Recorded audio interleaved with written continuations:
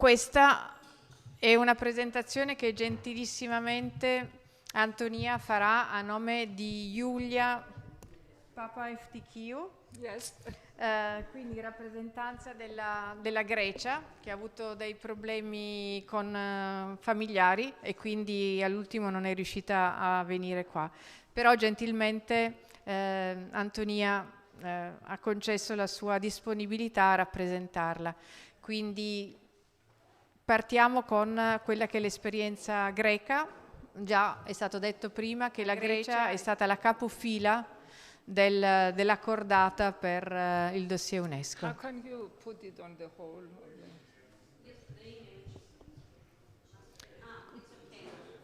No, it's not okay.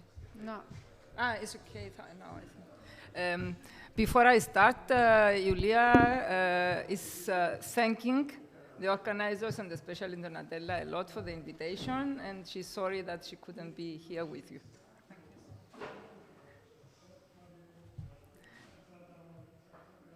So this paper focuses on dry stone structures in Greece, which despite their age and multi-level significance, have not been classified as monuments. Yet, they are key components of the landscape, whether as complexes or as standalone buildings, always within the framework of the environmental discourse. Inevitably, one is led to compare the treatment accorded to dry stone constructions in Greece before and after the international recognition of the art of dry stone walling by UNESCO. Terraces are the most, sorry, it's the previous slide. Terraces are the most common dry stone construction in Greece, like all over the world. Despite their current abandonment in many parts of the country, they characterize the rural landscape in a significant way, giving it a high aesthetic and cultural value. The constant use of terraces dating back to ancient times makes them carriers of historical memory as well as carriers of information and a variety of techniques. The ecological value of terraces is also indisputable, since they contribute the utmost to biodiversity, being a fundamental habitat for many species of fauna and flora, while at the same time preventing soil erosion. However, farming in sloped areas, besides the creation of terraces, required in the past the building of various works and constructions. The same raw materials, for example, the stones found in each area, and dry stone technique were used to build networks of stone and slab paved pathways, bridges, and retaining walls in roadworks, stream and river canalization works, as well as water management works. Land ownership, delimitation walls, crops and pasture fencing, paddocks, stables, and bee houses, permanent or seasonal lodgings, and even huts sheltering small fishing boats on the coasts of numerous islands.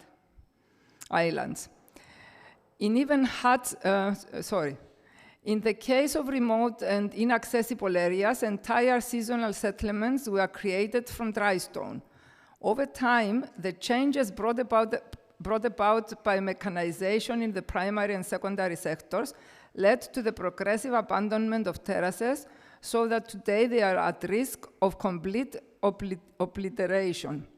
The same course was followed by all other dry stone structures, which are bearers of historical memory and information on past production systems and know-how, as are terraces, something which gives them a distinct historical and cultural value.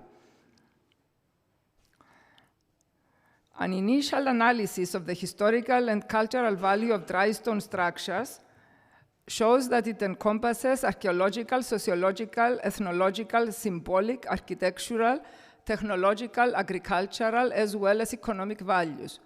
Finally, it would be an omission not to mention the high emotional value of all dry stone structures for any cognizant observer. Fully, justifiably then, terraced landscape and the various dry stone structures are objects of great research interest, at least at international level, which, with their age-long presence, require a diachronic and interdisciplinary approach, since they touch on almost all expressions of human life. In developed countries, the interest of agencies and citizens for the protection, the promotion, but also the utilization of dry stone constructions, either as components of the landscape or as autonomous structures, is granted. In Europe, the numerous funding programs related to dry stone constructions are being fully implemented through the cooperation of various agencies. The range of these programs is very broad, covering all actions related to dry stone structures, from field surveys for recording and maintenance purposes to the production of modern artworks. Particularly important for the preservation of the traditional associated with dry stone structures is the training of young people in the art of dry stone walling. Unfortunately, until quite recently, no similar interest manifested itself in Greece, if not occasionally and by individual entities and persons. The active involvement in landscapes by institutions and individuals started only in 2003, even though the organization of international conferences on dry stone structures in 1992 in Crete and in 2004 in Lesbos did not bring about the expected awareness of the scientific world and citizens. On the contrary, the international conference held in Kefalonia in 2016 had a particular resonance given the inclusion of the art of dry stone in the UNESCO national list in Greece in June 2015. The rural landscape in Greece, according to the typology of rural landscapes in Europe, consists of open cereal plains in the Mediterranean, sometimes with tree-growing zones, compact settlements, and scattered intermediate construction, as well as pockets of irrigated intensive crops and orchards. This definition, however, could be deemed too general and incomplete to the extent that it completely ignores the islands and the mountainous landscapes which have terraces as their dominant feature. The wealth of dry stone structures in Greece, from a morphological and typological approach, is quite impressive. Nevertheless, there is no full recording of these structures in Greece, and the relevant bibliography in Greek must now begin to be enriched. The saddest thing is the deliberate destruction of dry stone complexes in the name of development. Sorry, I lost it. In the construction of modern accommodation. Therefore, it is worth mentioning that appearance of educational programs and diploma theses in the higher educational institutes, as well as publications in the daily press and magazines or internet postings dedicated to dry stone constructions. Usually these publications link to the postings dedicated to, usually these publications link the need for the preservation of dry stone structures to their ecological value and the environment. Nevertheless, in combination with the efforts made by various individual bodies, they contribute to informing and raising public awareness. Finally, it would be an omission not to mention the favorable climate that had begun to form in relation to dry stone structures in Greece in the midst of the economic crisis, as oxymoronic as it may seem. The economic data for 2010 showed an 8% increase of the rural population, with the main orientation being organic crops. In absolute numbers, it was estimated that an additional 60,000 persons had opted for rural professions and, as a rule, had moved away from the large urban centers and settled in the countryside. From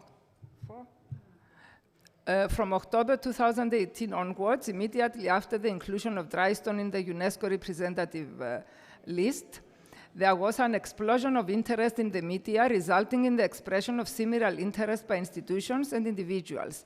Auspiciously, An interdisciplinary interest for the landscape has been observed in recent years, mainly from geographers, agronomists, biologists, urban planners, environmental historians, and landscape architects. Yet, this interest remained rather theoretical until quite recently, given that the Parliament ratified the European Landscape Convention only in February 2010. In summary, the status in Greece with regards to dry stone constructions are as follows. The wealth of dry stone constructions in Greece is an untapped capital, which investment prospects in the fields of environment protection and economic growth, consequently in agriculture, mainly in organic farming and alternative forms of tourism. The cause of devaluation of dry stone structures in Greece seems to be reserved in recent years, mainly due to the interdisciplinary interest in terraced landscape. The legal framework for fruitful results in the fields of protection, promotion, and utilization of dry stone structures started being finalized the moment the European Landscape Convention was ratified by the Parliament. The process of raising public awareness in relation to dry stone structures is on the rise through information and local actions undertaken by organizations and individuals in areas with dry stone buildings with a view to promoting active participation, but also mindful of the benefits stemming from the development of agriculture and alternative forms of tourism. The economic crisis boosted the recovery of agriculture with the settling of new, younger human resources in the province, giving growth prospects also to areas with terraced landscapes and dry stone structures. The inclusion of the art of dry stone in the UNESCO National List in June 2015, and then the representative data list on the UNESCO is representative of the intangible cultural heritage of humanity in 2018, gives another dimension to dry stone buildings as a result of its implementation. Dry stone workshops are concerned with the repair or removal or reconstruction of paths of old dry stone structures, as well as the construction of modern ones. These workshops are organized by various bodies, such as local associations, NGOs, etc., as well as university institutions. The non-profit association Friends of Traditional Architecture and Cities Petras has been active since 2012 in educational subject of all types of stone construction through respective workshops.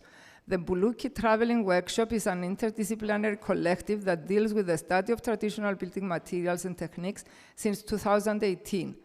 The Piraeus Group Cultural Foundation participated in the three-day Stone Festival in 2019 of the Spiritual Center of Panormos of the municipality of Tinos Island. The municipality of Anoia in Crete organized the conference, The Art of Dry Stone Construction, Approaches to the Protection, Conservation, and Utilization of Psiloriti, Mitara, and Dry Stone Constructions in September 2021. On many islands of Greece, the circular dry stone buildings used for animal husbandry and cheese making built the exorbital building system are called mitata. The urban non-profit corporation, the Mitato of Amorgos, was created in 2020. In March 2022, the University of the Aegean, in November 21, the University of the Aegean organized the first school of dry stone on Andros. In the same month, an experimental workshop of dry stone was organized on the vineyard terraces in Lesbos. In March 2022, the University of the Aegean organized the second School of Dry Stone on Andros. In October 2022, the second workshop of dry stone, the Amorchian craftsmanship, was organized. For the implementation of dry stone workshops, apart from the knowledge of the craftsmen, dry stone manuals are also used. And I give you a summary just of the slides of Ioulia, because we are running out of time. The conclusions of the programs, of the work that has been carried out, the trends in Greece that are increasing, and despite the increase, the distractions we have from bad developments, the Drospido is a tree house in Folegandros Island, which was restored, various pictures of other workshops.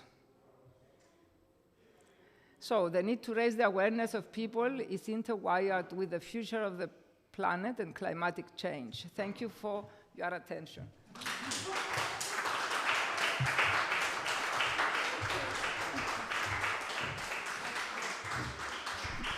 Grazie, grazie. Thank you, Antonia, and thank you, Ioulia.